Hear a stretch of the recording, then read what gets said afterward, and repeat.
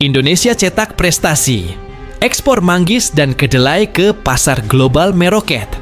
Kok bisa? Indonesia yang dulu cuma jadi penonton, sekarang ngegas kayak jet tempur. Siapa nyangka manggis dan kedelai jadi senjata rahasia.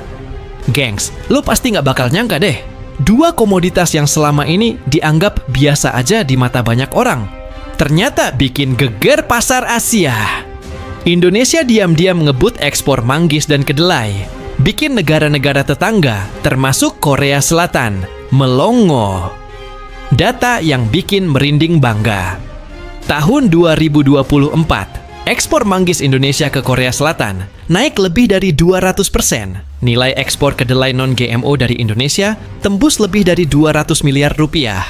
Indonesia kini jadi 5 besar eksportir manggis ke Asia Timur. Nempel ketat Thailand dan Vietnam. Gokil nggak tuh? Negara kita yang dulu sering dianggap underdog, sekarang makin nyaring suaranya di kancah dagang Asia. Korea Selatan yang selama ini jadi raja pasar buah impor di Asia, mulai panas dingin. Importir di sana yang biasa langganan dari Thailand dan Amerika, mulai beralih ke Indonesia. Kenapa? Karena harga lebih miring, kualitas segar, dan manisnya manggis lokal bikin lidah meleleh.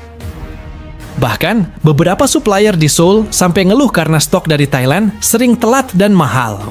Sementara manggis asal Sumatera Barat, Jawa Barat, dan Bali hadir dengan pengemasan kece dan kualitas bintang 5. Gak heran, permintaan dari Korea Selatan naik drastis. Di sisi lain, ekspor kedelai non-GMO tanpa rekayasa genetika bikin Amerika gerah. Biasanya, Indonesia impor kedelai dari mereka. Tapi sekarang, Indonesia malah balik ngirim kedelai sehat yang dicari-cari pasar vegan dan makanan sehat di luar negeri. Dunia terbalik, bro! Cerita makin keren pas kita zoom in ke akar rumput. Di daerah seperti Majalengka, Ciamis, dan Solok, para petani kecil mulai kebanjiran order. Mereka bukan cuma tanam buat pasar lokal, tapi buat ngisi rak supermarket di Tokyo, Busan, sampai Taipei.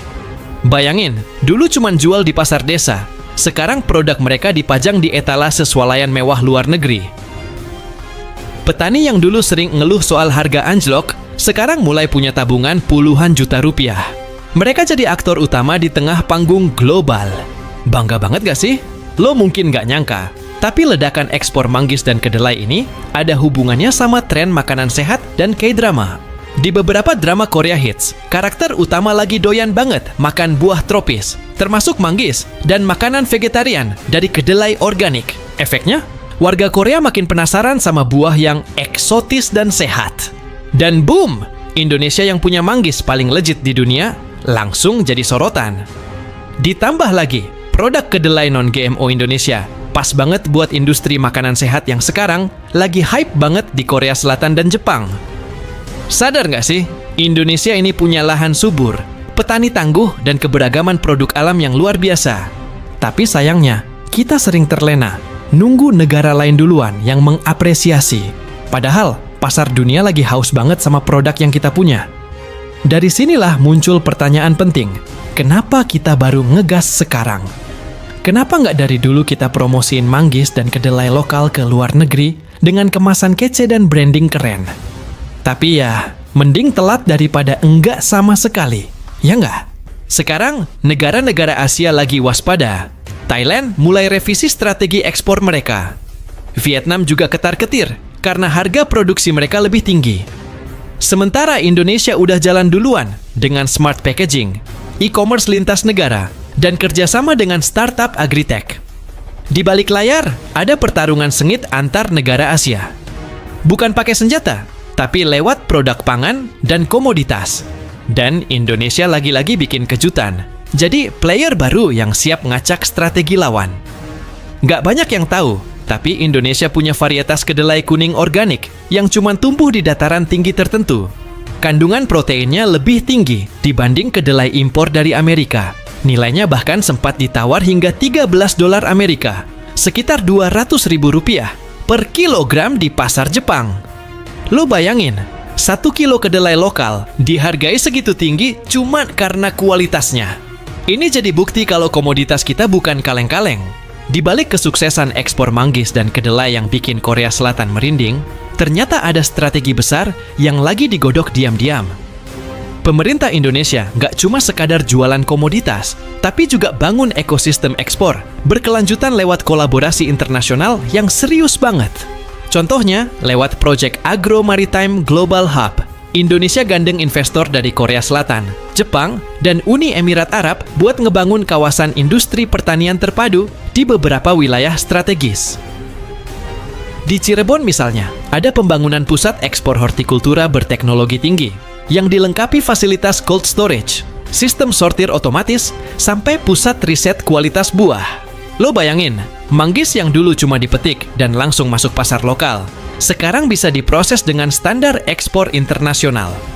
Kualitas jadi makin stabil, umur simpan makin panjang, dan nilai jual naik 2-3 kali lipat. Menariknya, meskipun sempat kaget sama ledakan ekspor dari Indonesia, Korea Selatan nggak ngelawan dengan embargo atau proteksi pasar. Justru sebaliknya, mereka ngajak Indonesia buat kerjasama lebih dalam di sektor pertanian cerdas alias smart farming. Melalui program Green Asia Initiative, pemerintah Korea Selatan udah jalin MOU sama Kementerian Pertanian Indonesia buat transfer teknologi irigasi pintar dan sistem pemupukan presisi ke petani manggis di Jawa Barat dan Bali.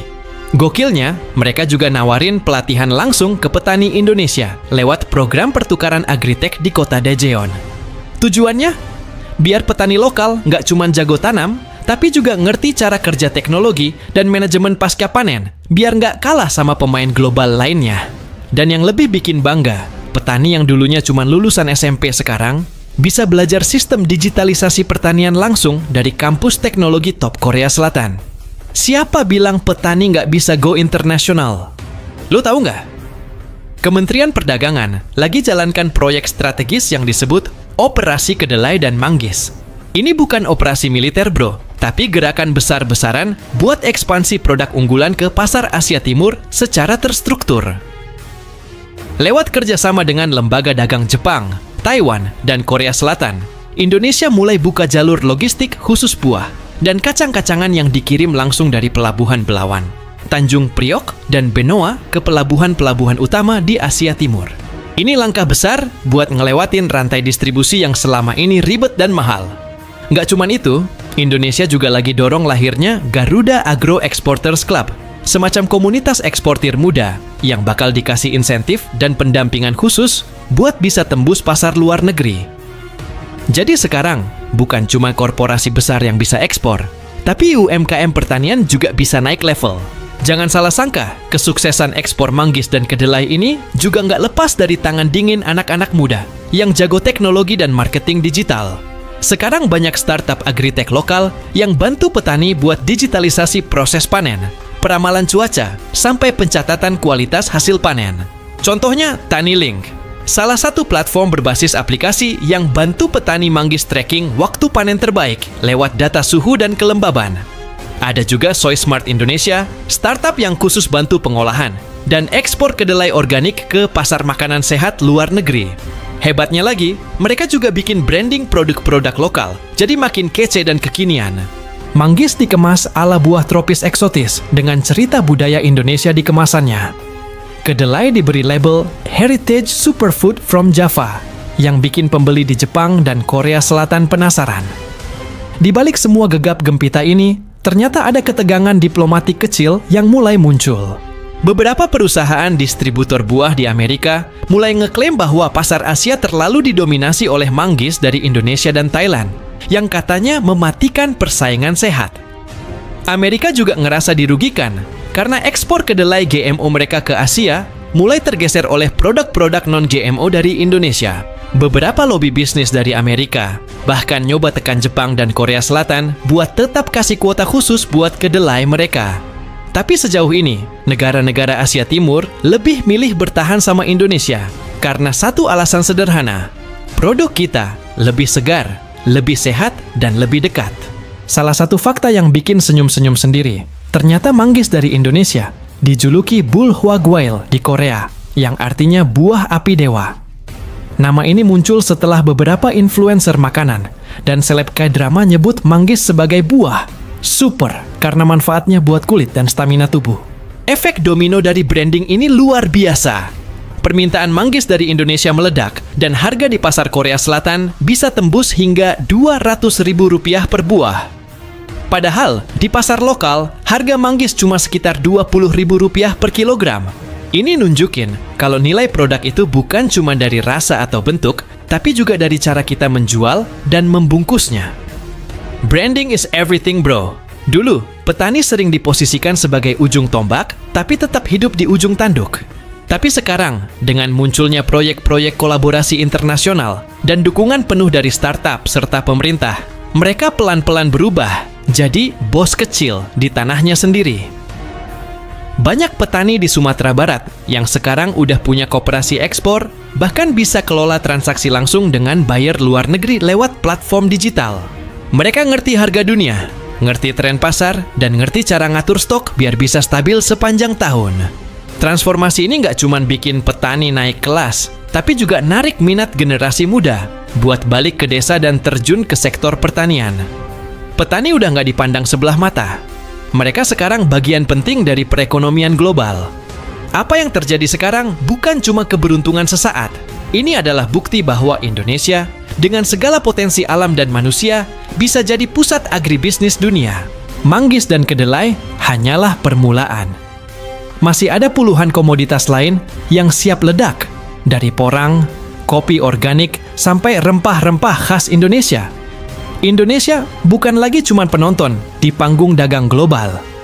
Sekarang kita mulai main peran utama dan gak tanggung-tanggung, langsung jadi pemeran penting dalam menentukan arah perdagangan pangan Asia.